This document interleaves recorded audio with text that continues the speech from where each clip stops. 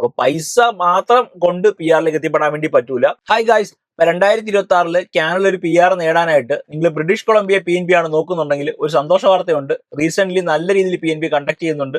June 2-ാം തീയതി British Columbia PNB conduct ചെയ്തിട്ടുണ്ടായിരുന്നു. നമ്മുടെ എന്ത് വീഡിയോ എന്ന് പറഞ്ഞാൽ അതൊരു ബന്ധപ്പെട്ട കാര്യങ്ങളൊക്കെയാണ്. രണ്ട് തരത്തിലുള്ള ആൾക്കാർക്കാണ് PNB വഴി IT കൊടുത്തിരിക്കുന്നത്. അതായത് സ്കില്ലായിട്ട് ജോലി ചെയ്യുന്ന ആൾക്കാർക്കും അതുപോലെ ഓൺട്രപ്രണർ സ്ട്രീമിലാണ് IT കൊടുത്തിരിക്കുന്നത്. നമുക്ക് ആദ്യമേ സ്കിൽ ഇമിഗ്രേഷൻ വഴി IT കിട്ടിയ ആൾക്കാരെ ആരൊക്കെയാന്ന് നോക്കാം. ഇതിൽ ജൂൺ 2, 2026 കെയർ എന്ന് പറഞ്ഞ സെക്ഷനിൽ IT പോയിട്ടുണ്ട്. ചൈൽഡ് കെയർ എന്ന് പറഞ്ഞ ഫീൽഡിലാണ് IT കൊടുത്തിരിക്കുന്നത്. ഏർലി ചൈൽഡ്ഹുഡ് എഡ്യൂക്കേറ്റർ ഈ ഫീൽഡിൽ ജോലി ചെയ്യുന്ന ആൾക്കാർക്ക് മാത്രമേ IT പോകത്തുള്ളൂ. ഏകദേശം 91 പേർക്കാണ് IT കൊടുത്തിരിക്കുന്നത്. സ്കോർ നോക്കുവാണെങ്കിൽ 111 വിളിച്ചിരിക്കുന്നത്. അതുപോലെ തന്നെ കെയറിൽ ഹെൽത്ത് കെയർ ഫീൽഡിൽ ജോലി ചെയ്യുന്ന ആൾക്കാർക്ക് IT കൊടുത്തിട്ടുണ്ട്. അതായത് ഹെൽത്ത് കെയർ ഫീൽഡിൽ ജോലി ചെയ്യുന്ന എല്ലാ ആൾക്കാർക്കും ഏത് ജോലി ചെയ്താലും അവർ കുറെ ജോലികൾ പറയുന്നുണ്ട്. അതൊക്കെ ഞാൻ സ്ക്രീനിൽ കൊടുക്കുന്നതായിരിക്കും. അപ്പൊ നിങ്ങൾ വായിച്ചു നോക്കുക. ഈ ജോലികൾ ചെയ്യുന്ന എല്ലാ ആൾക്കാർക്കും IT കിട്ടുന്നതായിരിക്കും. സ്കോർ എന്ന് പറഞ്ഞാൽ മറ്റേതിനെക്കാട്ടി കുറച്ച് കുറവാണ്. 100 വിളിച്ചിരിക്കുന്നത്. ഏകദേശം 117 പേർക്കാണ് IT പോയിരിക്കുന്നത്. പിന്നുള്ളതെന്ന് പറഞ്ഞാൽ കെയറിൽ തന്നെ വെറ്റിനറി ഫീൽഡ് IT പോയിട്ടുണ്ട്. അതായത് വെറ്റിനറി ഫീൽഡിൽ ജോലി ചെയ്യുന്ന എല്ലാ ആൾക്കാർക്കും IT കിട്ടുന്നതായിരിക്കും. സ്കോർ നോക്കുവാണെങ്കിൽ 92 വിളിച്ചിരിക്കുന്നത്. പക്ഷെ വെറും 6 പേർക്ക് മാത്രമേ IT കൊടുത്തിട്ടുള്ളൂ. അതിന്റെ അത് സെപ്പറേറ്റ് ആയിട്ട് ഒരു ജോലി എടുത്തു പറയുന്നുണ്ട്. അതായത് animal health technology stand veterinary technicians എന്ന് പറയുന്ന ജോലിയാണ് പറയുന്നത്. അവിടെ NOC കോഡ് വരുമ്പോഴത്തേക്ക് 32,104 വരുന്നത്. ഈ ജോലി ചെയ്യുന്ന ആൾക്കാർക്ക് ഒരു വാലിഡ് ആയിട്ടുള്ള ഒരു പ്രൊഫഷണൽ ഡെസിഗ്നേഷൻ ഉണ്ടെങ്കിൽ, അതായത് ലൈസൻസ് കാര്യങ്ങളൊക്കെ ഉണ്ടെങ്കിൽ എങ്കിൽ മാത്രമേ ജോലി ചെയ്യാൻ വേണ്ടി പറ്റത്തുള്ളൂ. അങ്ങനെ ജോലി ചെയ്യുന്ന ആൾക്കാർക്കും കൂടെ IT കിട്ടുന്ന ഒരു പരിപാടിയാണ്. സ്കോർ മറ്റേ വെച്ച് കമ്പയർ ചെയ്യുമ്പോഴത്തേക്ക് കുറച്ച് കുറവാണ്. മറ്റേതൊക്കെ 100 മേളിൽ വിളിച്ചിരിക്കുകയാണ്. പക്ഷേ ഇത് 92 വിളിച്ചിരിക്കുന്നത്. പക്ഷെ 6 പേർക്ക് മാത്രമേ IT കൊടുത്തിട്ടുള്ളൂ. ചിലപ്പോൾ ഈ ഫീൽഡിൽ ജോലി ചെയ്യുന്ന ആൾക്കാരുടെ എണ്ണം കുറവായതുകൊണ്ടായിരിക്കാം, അല്ലെങ്കിൽ മറ്റേത് വെച്ച് കമ്പയർ ചെയ്യുമ്പോഴത്തേക്ക് ഈ 6 പേർക്ക് മാത്രം ഇത്രയും കോട്ട കൊടുത്താൽ മതി ഇവർക്ക് എന്നുള്ള രീതിയിലായിരിക്കും IT കണ്ടക്ട് ചെയ്യുന്നത്.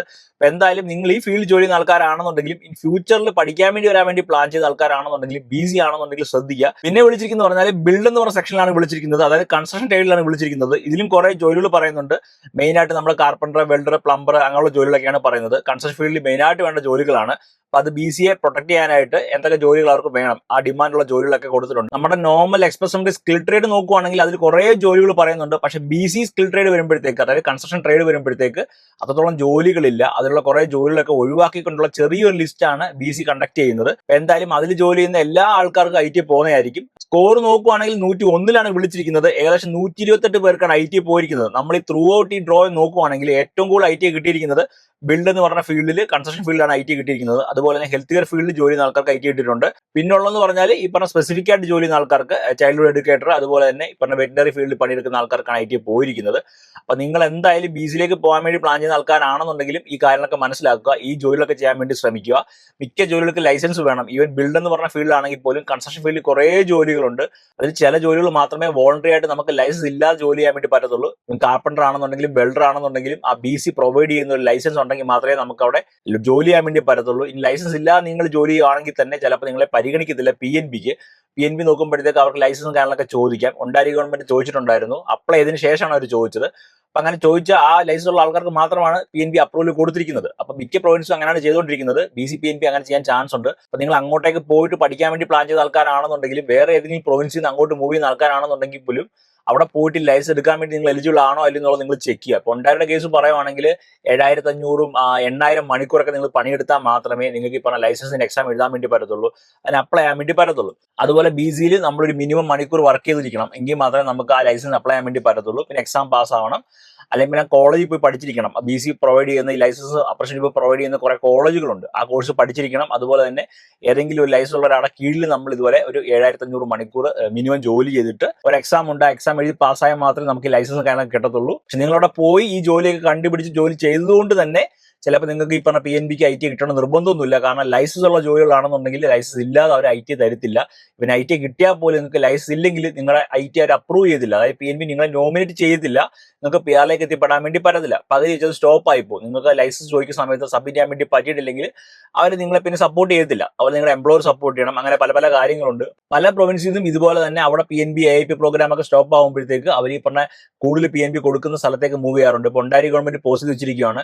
BC PNB ഇങ്ങനെ കൊടുത്തുകൊണ്ടിരിക്കുകയാണ്. അവിടെ വലിയ പ്രശ്നങ്ങളോ കാര്യങ്ങളൊന്നുമില്ല. BC ആൾറെഡി മാറിയിട്ടുണ്ട്. എന്നാലും ആ മാറ്റം വന്നതിന് ശേഷമാണ് ഇങ്ങനെ IT കൊടുത്തുകൊണ്ടിരിക്കുന്നത്. ഒണ്ടാരിയോ ഗവൺമെന്റ് ഈ മാസം മുതലായിരിക്കും മാറ്റങ്ങൾ വരാൻ വേണ്ടി പോകുന്നത്. അതുകൊണ്ട് തന്നെ ചിലപ്പോൾ 1-2 മാസത്തേക്ക്, ചിലപ്പോൾ ഈ ത്രൂ ഔട്ട് ഇയർ അവർ പോസ്റ്റ് ചെയ്ത് വെക്കാൻ ചാൻസ് ഉണ്ട്. നെക്സ്റ്റ് ഇയറിലേക്ക് മാത്രമേ അവർ പുതിയ ഡ്രോ കണ്ടക്ട് ചെയ്യത്തുള്ളൂ. നമുക്കൊന്നും പ്രെഡിക്റ്റ് ചെയ്യാൻ വേണ്ടി പറ്റത്തില്ല. പക്ഷെ കണ്ടിന്യൂസ്ലി ഇപ്പൊ ആൽബർട്ട ആണെങ്കിൽ BC ആണെങ്കിൽ ഇങ്ങനെ PNB ഡ്രോ കണ്ടക്ട് ചെയ്യുന്നതുകൊണ്ട് തന്നെ പല സ്ഥലത്തുള്ള ആൾക്കാർക്ക് അങ്ങോട്ടേക്ക് പോകാനായിട്ടുള്ള ടെൻഡൻസി ഉണ്ടാവും. പക്ഷെ നിങ്ങളവിടെ ചെന്ന് ഒരു ജോലി കിട്ടി നിങ്ങളുടെ കാര്യങ്ങളൊക്കെ അറിയാതെ നിങ്ങൾ വർക്ക് ചെയ്ത് കഴിഞ്ഞാൽ നിങ്ങളുടെ സമയം വെറുതെ വേസ്റ്റ് ആയി പോകത്തേ ഉള്ളൂ. കാരണം ഉണ്ടായാലും നമുക്ക് വെൽഡിംഗ് ആയിട്ട് ജോലി ചെയ്യുന്ന സമയത്താണെങ്കിൽ അതൊരു വോളണ്ടറി ആണ്, കമ്പൽസറി ട്രേഡ് ഒന്നും അല്ല. അപ്പൊ നിങ്ങൾക്ക് സർട്ടിഫിക്കറ്റ് ഇല്ലെങ്കിലും വെൽഡറായിട്ട് പണിയെടുക്കാൻ വേണ്ടി പറ്റും. ഈ 72106 ആണ് എന്റെ NOC കോഡ് എന്ന് എനിക്ക് തോന്നുന്നു. അപ്പൊ അത് നിങ്ങൾക്ക് പണിയെടുക്കാൻ വേണ്ടി പറ്റും.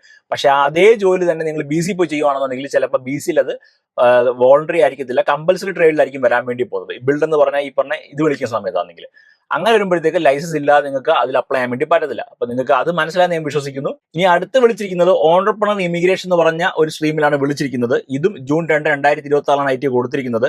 അതിൽ 2 സ്ട്രീമുകളുണ്ട്. ബേസും റീജിയണൽ എന്ന് പറഞ്ഞ 2 സ്ട്രീമുണ്ട്. ഈ ബേസ് എന്ന് പറഞ്ഞ സ്ട്രീമിലാണെന്നുണ്ടെങ്കിൽ ഏകദേശം 15 പേർക്കാണ് IT കൊടുത്തിരിക്കുന്നത്. അത് 117 എന്ന് പറഞ്ഞ സ്കോറിലാണ് വിളിച്ചിരിക്കുന്നത്.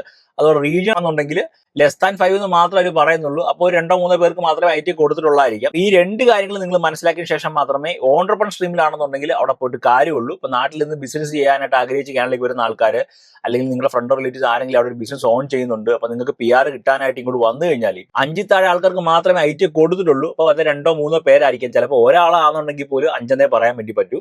അപ്പം ഭയങ്കര റെയർ ചാൻസ് ആണ് നമുക്ക് അതുവഴി PR കിട്ടാനായിട്ട്. അപ്പൊ നിങ്ങൾ ഇപ്പം 10-40 ലക്ഷം അല്ലെങ്കിൽ പിന്നെ 1 കോടിയൊക്കെ മുടക്കി ബിസിനസ് ചെയ്തിട്ട് കാനഡയിൽ PR അടിക്കാൻ വേണ്ടിയിട്ട് പിന്നെ BC എന്ന് പറഞ്ഞ പ്രൊവിൻസ് നോക്കുവാണ്, ഇങ്ങനെ ഒരു സ്ട്രീം ഉണ്ടെന്ന കാര്യം പറയുവാണ്. നിങ്ങളെ ക്യാൻവാസ് ചെയ്യുകയാണെന്നുണ്ടെങ്കിൽ നിങ്ങൾ ശ്രദ്ധിക്കുക എത്രത്തോളം ആൾക്കാർക്കാണ് ഈ പറഞ്ഞിരിക്കുന്ന രീതിയിൽ IT കിട്ടുന്നത്. അതും IT കിട്ടി ത്രൂ ഔട്ട് ഈ പ്രോസസ് എല്ലാം കഴിഞ്ഞ് PR എത്തിപ്പെട്ടാൽ മാത്രമേ കാര്യമുള്ളൂ. അപ്പൊ പൈസ മാത്രം കൊണ്ട് PR എത്തിപ്പെടാൻ വേണ്ടി പറ്റൂല. നല്ല രീതിയിൽ സ്ട്രിക്റ്റ് ആക്കിയിട്ടാണ് ഇവർ ഈ പ്രോസസ്സും കാര്യങ്ങളൊക്കെ ചെയ്യാൻ വേണ്ടി പോകുന്നത്. നിങ്ങൾ ഓൺ ചെയ്തിരിക്കുന്ന ബിസിനസ് നിങ്ങളുടെ സ്വന്തം പേരിലാണോ, അല്ലെങ്കിൽ വേറെ ആരെങ്കിലും ഉണ്ടോ, എത്ര പാർട്ണർഷിപ്പ് ഉണ്ട്, അല്ലെങ്കിൽ എത്ര ശതമാനമാണ് നിങ്ങളുടെ പേരിലുള്ളത്, വർഷത്തിലുള്ള ടേൺ ഓവർ എത്രയാണ്, ഇപ്പം കാനഡയിലുള്ള ഒരാൾക്ക് ജോലി കൊടുക്കുന്നുണ്ടോ, ലാംഗ്വേജുമായിട്ട് ബന്ധപ്പെട്ട എന്തെങ്കിലും കാര്യങ്ങളൊക്കെ ഉണ്ടോ, അങ്ങനെ കുറേ സംഭവങ്ങളുണ്ട്. അതെല്ലാം നോക്കും. പിന്നെ ഇല്ലീഗലായിട്ട് എന്തെങ്കിലും ചെയ്യുന്നുണ്ടോ, നിങ്ങൾ പ്രോപ്പറായിട്ട് ടാക്സ് ഫയൽ ചെയ്യുന്നുണ്ടോ, ആ ഒരു ബിസിനസ് അവിടെ നിങ്ങൾ റൺ ചെയ്യുന്നത് കൊണ്ട് നിങ്ങൾക്ക് മാത്രമല്ല കാനഡ ഗവൺമെന്റിനും അതുപോലെ ബ്രിട്ടീഷ് കൊളംബിയ ഗവൺമെന്റിനും അവിടുത്തെ ലോക്കലായിട്ടുള്ള ആൾക്കാർക്ക് എന്തെങ്കിലും ഗുണമുണ്ടോ എന്നുള്ള കാര്യങ്ങളോട് നോക്കിയതിന് ശേഷം മാത്രമേ നിങ്ങൾക്ക് ഈ പറഞ്ഞ IT തന്നതിന് ശേഷം PR എത്തിപ്പെടാനുള്ള സാഹചര്യമുള്ളൂ. അപ്പം ഈ പറഞ്ഞ ബിസിനസ് ഓൺ ചെയ്ത ആൾക്കാർ, പല ആൾക്കാർ എനിക്ക് മെസ്സേജ് ചോദിക്കാറുണ്ട്, ബിസിനസ് ചെയ്യാനായിട്ട് കാനഡയിലേക്ക് വന്നു കഴിഞ്ഞാൽ PR കിട്ടും ചോദിക്കാറുണ്ട്. നിലവിൽ 2024 കോട്ട എന്ന് പറഞ്ഞാൽ വെറും 500 പേർക്ക് മാത്രമേ കോട്ടയുള്ളൂ. പല സ്ഥലങ്ങളിൽ സ്റ്റോപ്പ് ചെയ്ത് വെച്ചിരിക്കുകയാണ്. ഇപ്പൊ BC PNP നോക്കുവാണെന്നുണ്ടെങ്കിൽ ഈ രീതിയിൽ PR കിട്ടുന്നുണ്ട്. പക്ഷെ കിട്ടുന്ന ആൾക്കാരെന്ന് പറഞ്ഞാൽ ഭയങ്കര കുറവാണ്. അത് ബേസ് എന്ന് പറഞ്ഞ റീജിയൻ വേറെയാണ്, റീജിയൻ എന്ന് പറഞ്ഞ റീജിയൻ വേറെയാണ്. ഈ കാര്യങ്ങളൊക്കെ മനസ്സിലാക്കിയതിന് ശേഷം മാത്രമേ ഇപ്പൊ നിങ്ങളുടെ ഏജൻസി പറയുവാണ്, അല്ലെങ്കിൽ നിങ്ങളുടെ ഫ്രണ്ട്സ് ആരെങ്കിലും ഇങ്ങനെ പറയുവാണ് ഞാൻ അവിടെ ബിസിനസ് ഓൺ ചെയ്യുന്നുണ്ട്, നീ കുറച്ച് പൈസ തന്നു കഴിഞ്ഞാൽ നിനക്ക് PR സെറ്റാക്കി തരാം, ഈ രീതിയിലൊക്കെയാണെന്നൊക്കെ പറഞ്ഞു കഴിഞ്ഞാലും നിങ്ങളുമായിട്ട് ബന്ധപ്പെട്ട എല്ലാ കാര്യങ്ങളും സ്റ്റഡി ചെയ്തതിനു ശേഷം മാത്രമേ പൈസ കൊടുക്കാൻ വേണ്ടി പാടുള്ളൂ. ഈ വീഡിയോ കുറേ പേർക്ക് ഉപകാരപ്പെടുമെന്ന് വിശ്വസിക്കുന്നു. വീഡിയോ ഇഷ്ടപ്പെട്ടുണ്ടെങ്കിൽ ലൈക്ക് ചെയ്യണം. എന്തെങ്കിലും അഭിപ്രായം ഉണ്ടെങ്കിൽ ഉറപ്പായിട്ടും കമന്റിൽ പറയണം. അതുപോലെ എന്തെങ്കിലും ഡൗട്ട് ഉണ്ടെങ്കിൽ കമന്റിൽ ചോദിക്കുക, അല്ലെങ്കിൽ ഇൻസ്റ്റാഗ്രാമിൽ മെസ്സേജ് അയക്കുക. നമ്മുടെ ചാനൽ ഇതുവരെ സബ്സ്ക്രൈബ് ചെയ്തിട്ടില്ലെങ്കിൽ ഇപ്പോൾ സബ്സ്ക്രൈബ് ചെയ്ത് വെച്ചോ. ആ ബെൽ ബട്ടൺ ഒന്ന് പ്രസ് ചെയ്ത് വെക്കുകയാണെങ്കിൽ നമ്മുടെ വീഡിയോസ് ഒപ്പ് കിട്ടുന്നതാണ്. അതുപോലെ ചാനലിൽ വരാൻ ആഗ്രഹിക്കുന്ന നിങ്ങളുടെ ഫ്രണ്ട്സ് റിലേറ്റീവ്സ് ആരെങ്കിലും ഉണ്ടെങ്കിൽ ഉറപ്പായിട്ട് അവർക്ക് വീഡിയോ ഷെയർ ചെയ്ത് കൊടുക്കുക. വീണ്ടും നല്ല കാണുമ്പോൾ സ്റ്റേ ട്യൂൺ. ബൈ.